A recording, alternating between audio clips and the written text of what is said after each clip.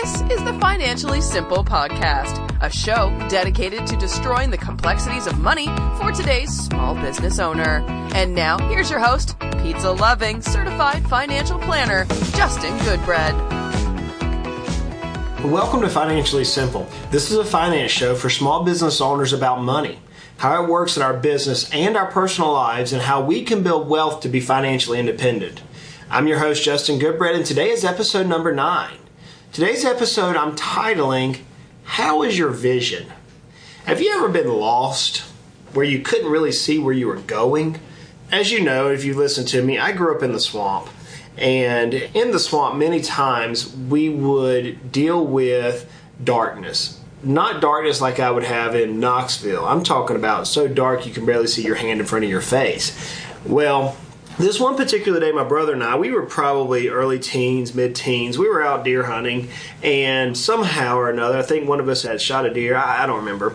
Anyways, we find ourselves in the middle of a South Georgia swamp. He and we were not prepared. I'm telling you, Bear Grylls would not have been happy with us. We did not have the survival gear. But here we are in the middle of the South Georgia swamp, and the fog started rolling in right at dusk, right at dark. And not only could we not see very far, now it was foggy to boot.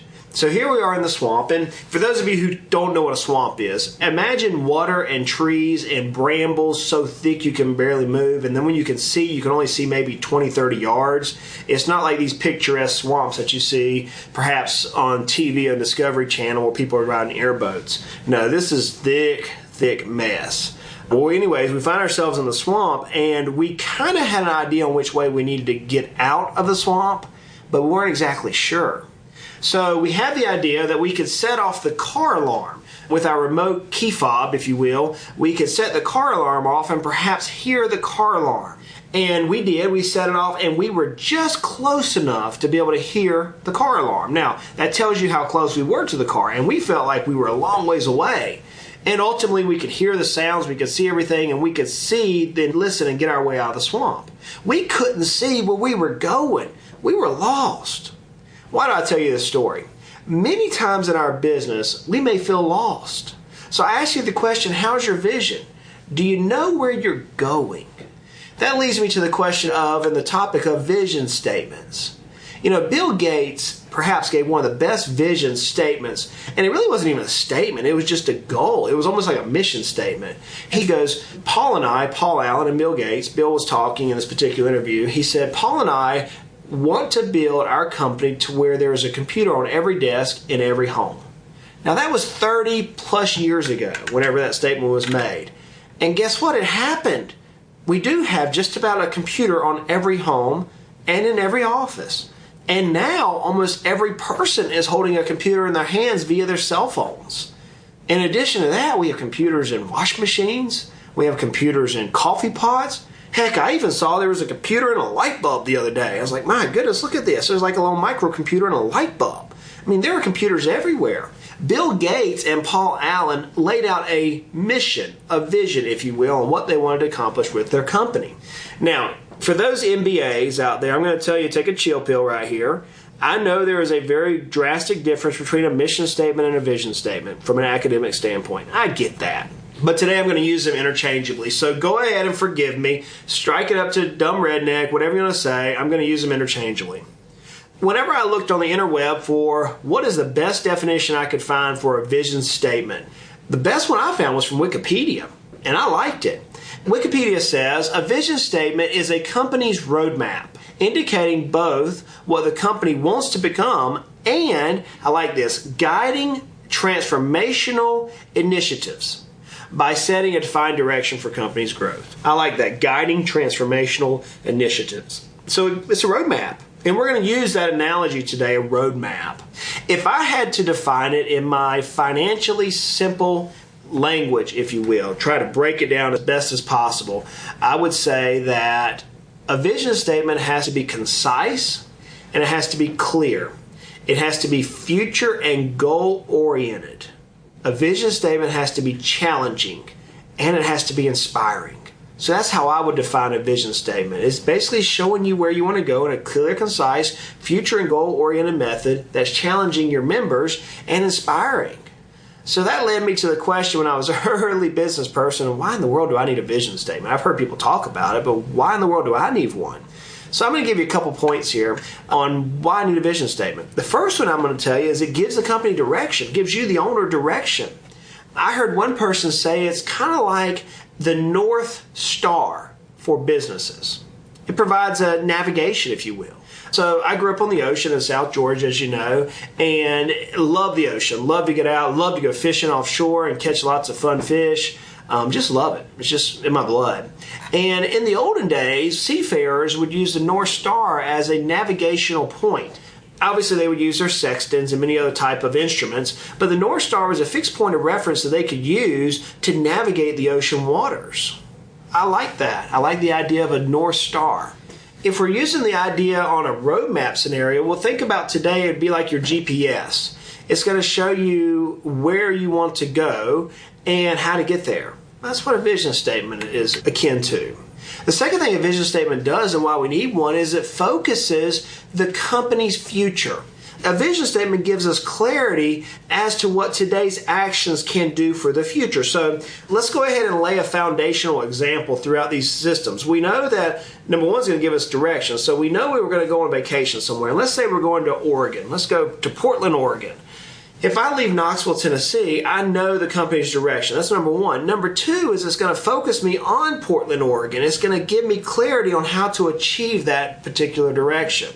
The third thing that the vision statement is going to do is it's going to give me direction in my decision making. So let's say now we jumped in the car from Knoxville, Tennessee, and I'm going to Portland, Oregon, and now I want to take a detour. Let's say I want to go see the presidents, okay? Or let's say that I'm going through the forest and there's buffalo in the national forest and the buffalo herd's blocking the path, and you got traffic jam for hundreds of miles, right? And I know that's a crude example, but you get the point. Well, a vision statement gives me decision-making ability. So if I'm in the road and I see there's a traffic jam and I still want to get to Portland, Oregon, I have a method on how to get around that traffic jam to still get to me where I want to be. The same thing happens in our companies. We're going to face traffic jams. We're going to face things which derail us, if you will. A vision statement helps us guide around those particular events. Number four, a vision statement provides alignment for my team. Let's say that me and my wife, we want to go on vacation, but we really don't define where we're going to go. Well, she ends up traveling to Florida, and I end up traveling to Oregon, and we really want to go on vacation together. We don't have alignment within our particular team. Another good example of that is I saw on a Mule Day some years back. My dad took my brother and I to a Mule Day event. For those of you who don't know what Mule Days are, it's kind of like an old-fashioned day. People dress up in old-timey costumes, and they bring out horses and mules and buggies, and you'll have people cooking on open fires. There'll be blacksmithing like the old-timers used to use with coal. Anyways, on this particular Mule Day, there were lots of mules. And I watched this old farmer. He had two identical, and I come to find out they were a brother and a sister mule, but they were about the same size, about the same shape, everything. And he had this one mule hooked to a piece of dead weight. Now, I don't remember the exact weight. I want to say it was like 1,000 pounds, but I honestly do not remember. But let's say it was 100 pounds, because I do remember the ratio. Let's say it was 100 pounds for this example. And this mule was hooked to this 100 pounds, and you could tell it could pull the weight, but it was at its capacity. It was at the point to where much more than that, it wasn't going to move. And as he was talking in this particular illustration, he then hooked up the second mule in a pair and used a yoke between the two of them. And a yoke is what keeps their heads real close together. And he made the statement, he said, whenever you have two animals pulling the same direction, the ratio drastically increases. And he hooked those mules up, and I remember it was a 4-to-1 ratio. I can clearly remember that because he said it over and over. It's 4 to 1. It's 4 to 1. So these two mules were now able to pull 400 pounds of weight, whereas one mule could barely pull 100. And you think, well, how is that possible? Well, it's alignment and teamwork. The same thing can happen in our companies, friends. If we keep our team working and focused on the same method, the outcome or the product or the energy, the efficiency doesn't have a 1-to-1 ratio. It increases at a multiple ratio. So vision statements provide for alignment of team. Another thing a vision statement does is it provides a culture for helpful change. We often have a tendency to get locked down in our vision, but a vision statement will help us to evolve. It'll help us to morph as we travel through our journey in our business, if you will, especially as cycles change, the different economic cycles. And we'll deal with that one day in a podcast episode, I'm sure. But go back to my example. So my wife and I are driving from Knoxville, Tennessee to Oregon. We have our vision statement. We know we want to go to Oregon. And all of a sudden on the route, we get a harebrained idea that, hey, we want to go up to Mount Rushmore. My daughter's always wanted to see Mount Rushmore. So we're like, hey, let's just go. We're going to drive up to Mount Rushmore. Yeah, it's a day and a half or 2 days out of the way. But, our vision still hasn't changed. We're still headed to Oregon. But the current status, the current desire of that trip drastically moved. Now we're still heading the same direction, but we're just going through a different channel. The same thing happens in our business. If we have a good vision statement, it'll help us to make decisions along the journey. And then as we get and going toward Mount Rushmore, in my example, all of a sudden we don't end up moving back and saying, hey, let's go to Niagara Falls, which if you know the geography of the country, it's in the opposite direction of Portland, Oregon. So a vision statement will help us in the areas of change, because change will come. It always does. It will come. Another thing a vision statement does for us is it helps to shape the strategy. I can take multiple different routes to Oregon. I could go down through Texas and decide to go up the West Coast. I could go up just directly from Tennessee. I could go up through the Great Lakes and run across the north side of the United States. I could travel through the center. I could go all different routes. I'm still heading in the same direction, but the vision statement of our trip might carry me different directions. Same thing with your company. You need input from your team on the various different strategies to help you reach your mission or your goal, and the vision will help you do that. The last thing I'm going to give you here is a vision is a measuring tool. A vision statement is a measuring tool. It provides a point for evaluation. So if I leave my house in Knoxville, Tennessee, and I'm trying to get to Portland, Oregon, and all of a sudden I find myself in sunny Florida, we have problems, friends. Again, geography. I'm going south versus northwest. We have problem. Now, if I end up in San Francisco, I'm not that far off the mark, and San Francisco is a beautiful town. I enjoy it. Probably one of the best cities I've ever been in was San Francisco. If anybody's listening to me out there, shoot me a shout out through Twitter or whatever and say, hey, Justin, we're in San Francisco. You're right. It's an awesome city. But the same thing happens in our companies. We can use our vision statements as a measuring tool to help us decide or help us judge how our performance of our company has gone to help us reach our vision or our goal. You are listening to Financially Simple, destroying the complexities of money for today's small business owner. Now, the hardest thing we have as entrepreneurs, and I'm speaking candidly for myself, is how do I share this thing called a vision statement? Or how do I share the vision of my company? Well, I read this some years ago. I'm not exactly sure exactly where I read this. I know there's a similar outlay into the book called The 5 Dysfunctions of a Team. But some years ago, I read the strategy, and I've implemented it in all of my businesses. I always call it the funnel approach. Funnel, like you would pour liquids from a larger content to a smaller content and have to have a funnel to help you get the fluids to a smaller diameter hole. So the way we start off with is we always start off with an annual meeting. At the time of this recording, I am in January of 2018. On the calendar currently, next week, we have an annual meeting with my team at Heritage Investors, my registered investment advisor company. I also have an annual meeting with my employees of Financially Simple. So at those meetings, I'm going to outlay my vision and my goals for this particular year. And at that meeting, I've already informed, and our team members are already working on their particular goals. So I had to give them some approach. So I always start off with an annual meeting. And I lay out in the annual meeting what mile marks we have to hit at every quarter. So here we are in January. By the end of March, we all have goals that we're trying to hit. Now, some of our goals are incentivized through bonuses. Some of our goals are mandatory, but we all have goals we have to hit by the end of March. So after I have my annual meeting and lay out, here's the goals that we have for the year and each of the quarters, then we're going to follow up with quarterly meetings. So now comes April, and we're going to look at a quarterly meeting in April. Well, did we actually reach our first quarter goals? Why not? Well, in order to keep me from getting out to April and being upset or frustrated or have surprises, I do not allow meetings to go all the way out to April. We're not going to meet now in January and wait until April to meet again. No. Now we're going to also have a monthly meeting. And in that monthly meeting, we're going to look at what we have to do every month to meet that particular quarter's goals. Well, I don't like the idea of meeting monthly, so we're going to also meet weekly to make sure that every week we're meeting the goals for that week to keep us on track to meet our monthly goals, which keep us on track to meet our quarterly goals, which keep us on track to meet our overarching annual goals. You're like, Justin, that's a lot of meetings. Oh, we're not done yet. Every day we have a stand-up meeting. One of my friends said their company had a stand-up meeting in the paint, is what they called it. I believe you should have a meeting. Now, I'm not talking about come together, everybody sit around the conference room table, put your feet up and listen to somebody talk. No, that's not a daily meeting. A daily meeting for our offices typically take less than 5 minutes, typically 2 or 3 minutes. And it's more of, hey, what do we need to do today to finish this day up to get our weekly goal met? Our weekly meetings is typically about 30 minutes long, is it. Everybody has an agenda they're prepared for. They come in prepared. We present. We see who needs help with what that week to reach our overarching goal.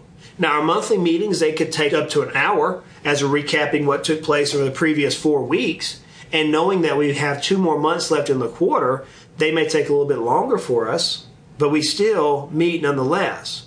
Now, our quarterly meetings, they can be a little bit more lengthy. They can be an hour to 2 hours long because we're trying to outlay what we're trying to accomplish in that particular quarter and how it fits into our annual goal. Working backwards now, whenever we meet for our annual goal in January 2018, now I'm able to look back into 2017 and say, team, here's what we accomplished very well in 2017 through our meeting structure, and here's what we didn't accomplish very well in 2017. Here's how we can make adjustments. Now, team, how can we do this? So I call that the sales funnel. I'm able to look both directions and see where we're at and how we're going to be able to get where we're going. And you're like, Justin, that's ridiculous. Hey, friends, you may have a better way, and if you do, please shoot it to me. Shoot me an email, shoot me a Twitter, instant message, something. Say, hey, I want to shoot you a different meeting status. But this has worked very well for us. Now, I have some rules as it relates to my vision. And as I'm dealing with meetings in particular, I never give up control of my vision. This is my company. Businesses are not democracies. This is my company. And I'm not trying to sound like a barbaric business executive, but I have a lot at risk. I have a reputation at risk. I have money on the line. I have time, blood, sweat, and tears literally on the line. This is my company. It's not a democracy. So I'm not giving up control of my vision.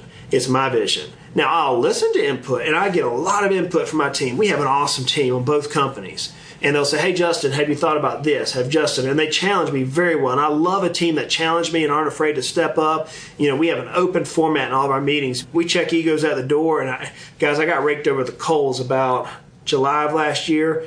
Whew, I'll never forget it. It was the worst one ever. And I just messed up. I didn't do something right. I missed something in the business world. And my team caught it. And they didn't let me soon forget it, right? I remember watching Dave Ramsey. Now, Dave Ramsey's real big in our East Tennessee area. He's a finance guy. I agree with about 80% of what he says. And that's a lot. I agree with about 80% of what I say. Okay, so Dave, if you ever hear my podcast, I love you, man. But anyways, Dave Ramsey was in a coaching class. And I can remember him talking about change. And he gave this example of, I want you to change. And he took his hands, he would clap them, and he'd say, change. And he said, this is what I want. And somebody would give an excuse, and he'd go, change. Sometimes your team has to change in order to reach your vision. Sometimes you have to change your team in order to reach your vision. Now, vision is often perceived as wisdom or insanity. Oh, man, how do I break that one down? Whenever I look at how I want to go, many times my team would say, you've lost your ever-loving mind, son. Or they'll say, that was actually a pretty smart move. That doesn't happen often. I mean, think about it from your employees. But outside people will go, dude, how did you do that? I guess it's the prophet's never the prophet in their own hometown, right? Here's another thing with vision. Be prepared to overcome some reluctant employees, spouses, government officials even, customers. You're going to get some kickback. Whenever you outline your vision of where you want to achieve, you're going to get some kickback. One of my visions, and I don't mind telling you, one of my visions is I want to be a New York Times bestseller. I do. I got that years ago. One of my heroes of the financial world is Rick Edelman. I love the guy's persona. I love how he talks. I love his work. I was honored to be listed in an article where he and I were both quoted simultaneously. It was like a dream come true for me. Do I idolize the guy? No. He's one that I've loved to follow. And I heard him somewhere. He said, I've always wanted to be a New York Times bestseller, and he became one. That's one of my visions. So part of my Financially Simple brand is to build me up to that point to where I am a New York Times bestseller. It's just something that I want to do. What's your vision? Whenever you outlay it, be prepared. Guys, you're going to hear all sorts of objections on why you can't accomplish it. Be prepared. Just be prepared that, hey, look, other people might not share the same vision. It's all right. It's our vision. Now, look, you've got to be able to integrate your vision into your business plan. It's a must. You have to. And you'll never achieve your vision unless you actually integrate it into the business plan. Visionaries are often ahead of their times. Think about Bill Gates. He was far ahead of his time. And they have to stay persistent. They have to stay persistent. So I'm going to wrap up this episode with this.